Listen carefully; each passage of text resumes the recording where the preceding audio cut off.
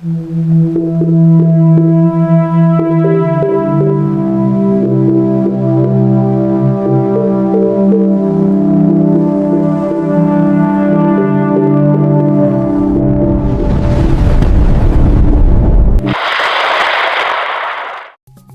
araw po sa inyong lahat. Narito na po ang pinaka-latest nating update sa magiging layo ng panahon ngayong araw ng Huwebes, April 9, 2026.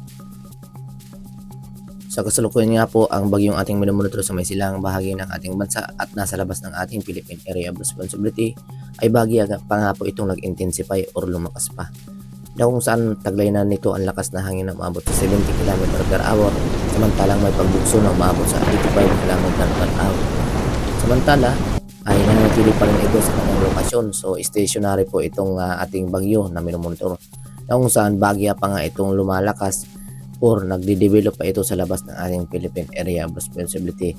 At inaasa na nga po natin sa mga susunod na mga araw, posible nga itong lumapit ng ating Philippine Area of Responsibility o kaya naman pumasok ng ating PAR or Philippine Area of Responsibility, na kung saan posible nga itong lumapit or pumasok. Kung sakaling ito ay pumasok ng ating Philippine Area of Responsibility at ganap pa rin bagyo, ay tatawagin po natin ito sa local name na Bagyong Kaloy. Kaya naman pinaghahanda po natin ang ating mga kababayan sa mga posibleng mangyayari sa mga susunod na araw, dahil sa mayroon po tayong minomonitor na bagyo sa labas ng ating Philippine Area of Responsibility, na kung saan inaasa natin na magpapatas din ng mga alon ng ating karagatan sa mga susunod na araw. Kaya naman ang ating mga kababayang mangisda ay maging alerto pa rin at maging updated sa mga panibago nating ulat panahon namin ilalabas. Na kung saan, base nga po sa ating satellite image, na kung saan nagdadala na ito ng malawakang mga maulap na paborin at mga pag-ulan dito sa labas ng ating Philippine Area of Responsibility. Makikita nga po natin sa labas ng ating Philippine Area of Responsibility ang mga cloud cluster o mga kumpul na mga kaulapan na siyang nagpapaulan sa ating karagatan o sa labas ng ating Philippine Area of Responsibility, na kung saan kapansin-pansin kung ito nga po ay lumapit ng ating Philippine Area of Responsibility ay magdadala po ito ng malawakang mga pag-ulan dito sa may silang bahagi ng ating bansa. Kaya naman maging alerto at mag-iingat po tayong lahat. Kaya naman ugaliin pa rin maging handa sa anumang oras at maging updated po kayo sa mga panibago nating ulat na ilalabas. Na kung saan yung hangin nga po nito, yung sirkulasyon ay nakakaapekto na nga po ito sa may silang bahagi ng Mindanao and then Visayas, na kung saan posible nga itong makaranas ng mga pag-ulan ngayong araw at sinasama ng mga localized thunderstorm pagsapit ng hapon at gabi. Na kung saan ang ating minomonitor na bagyo ay may kategory na tropical storm category sa kasalukuyan nga po, o nag-intensify pa nga po ito sa tropical storm category. At para naman sa magiging lagay ng panahon dito sa ating bansa, lalong-lalo na dito sa may Luzon, asahan pa rin natin makakaranas pa rin ng improving weather sa may hilaga ng Luzon, dito sa area ng Batanes, Apayao, Cagayan Valley Region, Kalinga, Abra, Ilocos Norte, Ilocos Sur, Fugao, Benguet, Nueva Vizcaya, Quirino, and then Isabela, na kung saan mababaan dyan sa mga pag-ulan sa area ng mga nabanggit. Samantala dito sa may southern portion ng Luzon ay inaasahan po natin pagsapit ng hapon at gabi, posible pa rin makaranas ng mga localized thunderstorm dahil nga po yan sa epekto nitong ridge of high pressure area, at epekto na rin ng mga pinagsamang epekto ng sirkulasyon ng hangin na nanggagaling dito sa bagyong ating minomonitor, na yung mga cloud cluster nito ay nakakaabot dito sa area ng Camarines Sur at Albay, including Sorsogon, Catanduanes. So southern portion po ang ating posible pa rin makaranas ng mga localized thunderstorm pagsapit ng hapon at gabi, dahil po yan sa pinagsamang epekto ng mga weather system natin. At para naman sa maging agwat ng temperatura dito sa Luzon, ay nasahan po natin makakaranas pa rin ng maalinsangan at mainit na panahon, lalo na dito sa may area ng Tugigaraw na umaabot sa 24 hanggang 36 degrees Celsius. Samantalang dito sa may Lawag, 24 hanggang 32 degrees Celsius. Baguio, 15 hanggang 26 degrees Celsius. Metro Manila, 24 hanggang 35 degrees Celsius ang ating inaasang agwat ng temperatura, na kung saan mainit po ang ating inaasang agwat ng temperatura. Kaya naman gulain pa rin po magdala ng panangga laban sa init ng panahon o kaya naman sa mga biglaang buhos ng mga pagulan. Tagaytay 21 hanggang 31 degrees Celsius, Legazpi 25 hanggang 33 degrees Celsius. At para naman sa magiging lagyan ng panahon dito sa may Palawan, Visayas, naasahan po natin makakaranas pa rin ng localized thunderstorm ang ating mga kababayan. Bahagyang maulap na papurin na sinasama ng mga kalat-kalat ng mga pagulan dito sa may area ng Samar, Eastern Samar, Leyte, Biliran, including Southern Leyte, makakaranas ng mga maulap na paborin na sinasamahan ng mga pag-ulan ngayong araw. So magiging alerto lang po tayo sa mga biglaang buhos ng mga pag-ulan, lalo na po pagsapit ng hapon at gabi. Para naman sa magiging lagyan ng panahon dito sa Palawan, Visayas, and Mindanao, dito po sa may Palawan, inaasahan po natin makakaranas pa rin ng bahagyang maulap na paborin na sinasamahan ng mga localized thunderstorm, lalo na po yan pagsapit ng hapon at gabi.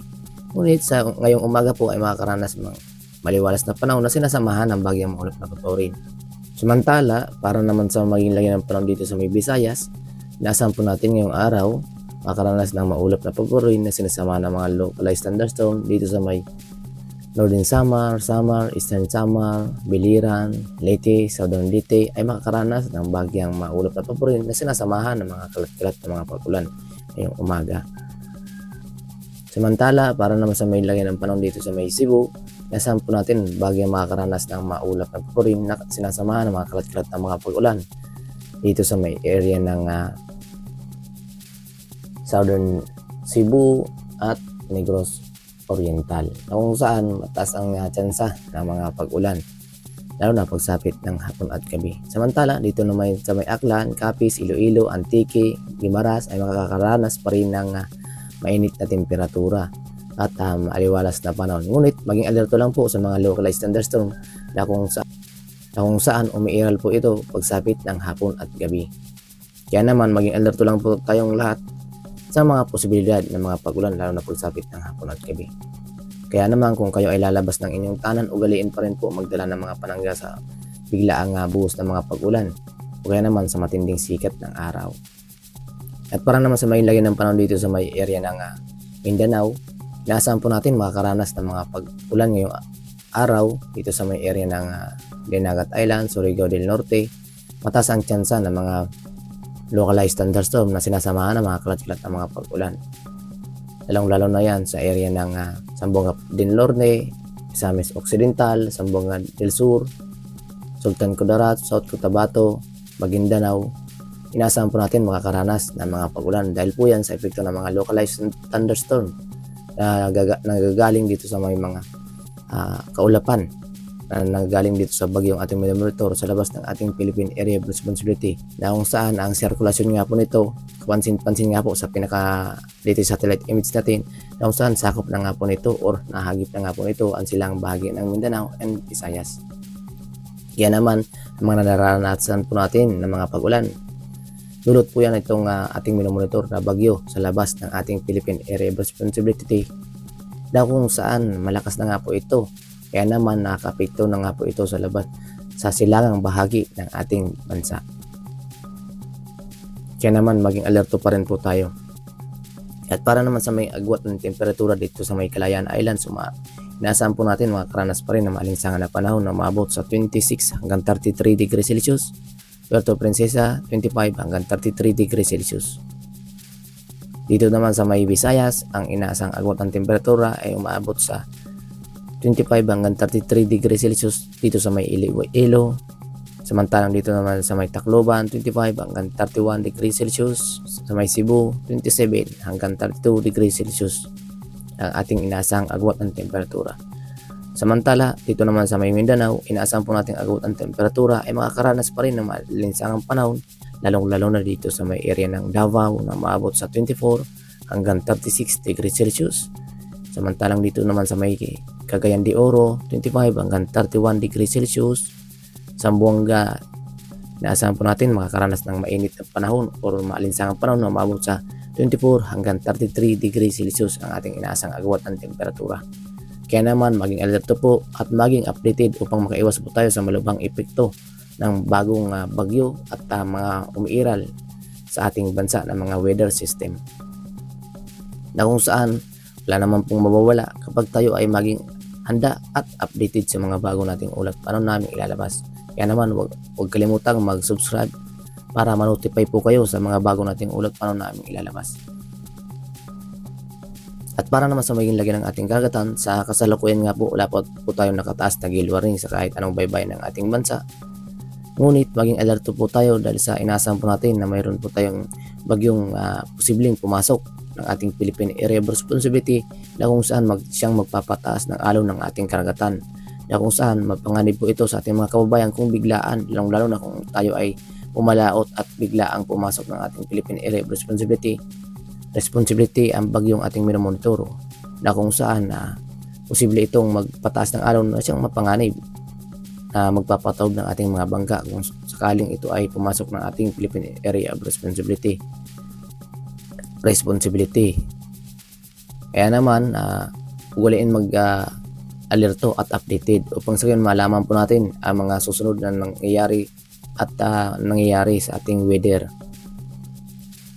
Sa kasalukuyan, wala pa naman tayo nakataas na gale warning. Sa kasalukuyan, banayad pa rin ang mga pag-alon ng ating karagatan, na umaabot lamang po yan sa 1.8 meters ang taas ng mga pag-alon. So safe pa rin sa kasalukuyan.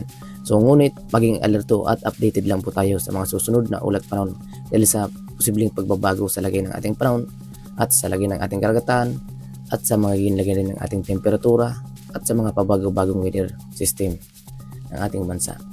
At maraming salamat sa inyong lahat sa inyong panonood at pagtangkilik. Mag-ingat po tayong lahat at manatiling maging alerto at updated sa panibago nating ulat panahon. Ingat po tayong lahat at yan nga po ang pinakalitis nating update sa ulat panahon ngayong araw ng Huwebes. Ingat po and God bless us all. Bye for now.